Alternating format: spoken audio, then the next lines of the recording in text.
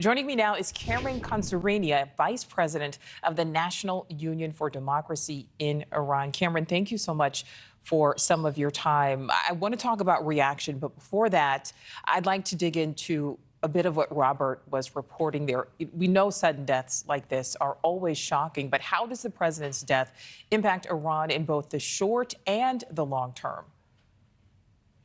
Thank you for having me on your program. It's good to be with you. It depends on how you look at Ebrahim Raisi. If you look at Ebrahim Raisi as the president of the Islamic Republic and Abdullahian as the foreign minister, it's not all that consequential. However, as it came in your report, as Mr. Sherman was referring, if you look at Ebrahim Raisi as one of the leading contenders to replace Ali Khamenei as the supreme leader of the Islamic Republic in Iran, then it's quite a significant development, and this will have long-term implications for the regime in Iran.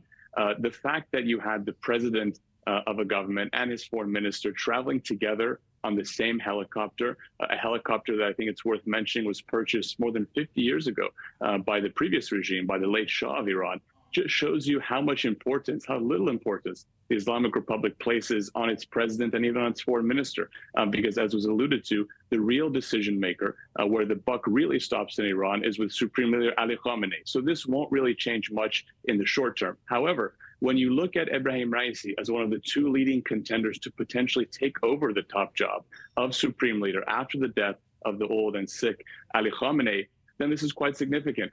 Many eyes are now turning to Mojtaba Khamenei, the son of the Supreme Leader. And in one of the many, but one of the great ironies of the Islamic Republic is that it overthrew a hereditary monarchical regime and is now seeking to implement its own religious dictatorial monarchy, in effect, by having the leadership pass from father to son, the son having no real qualifications whatsoever.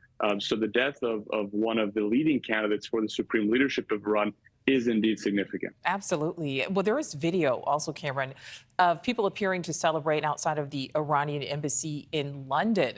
What about the people of Iran? What is the overall sentiment right now? You know, for a long time, there was this attempt by the regime to divide Iranians, those who are abroad and those who are inside the country. What we're seeing today, and what we've been seeing increasingly in the past several years, is that those divisions don't really exist. The Iranian diaspora is uniquely connected to their home country, to their compatriots inside Iran. So the protests that we're seeing today in London and Paris really take root in the celebrations that you're seeing inside Iran. Last night in Iran, you had people shooting off fireworks. You had people opening bottles of whiskey and tequila while alcohol is banned in the Islamic Republic, and those who are found to have consumed it can be subjected to public lashings for the mere crime of having a drink. So people are shooting off fireworks, they're having drinks. Iranian social media was really ablaze last night with so many different types of memes and jokes and commentaries.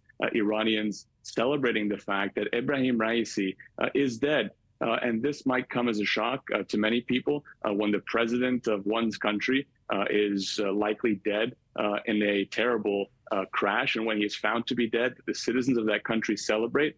But if you read just the very basics about Ebrahim Raisi, I think you and your viewers, certainly you know as a journalist, your viewers will understand why Iranians are celebrating this death. Ebrahim Raisi, not only as part of a system, but personally was responsible for the death of tens of thousands of innocent Iranians. He, as a member of the judiciary and as later head of it, presided over kangaroo courts, which lasted merely seconds.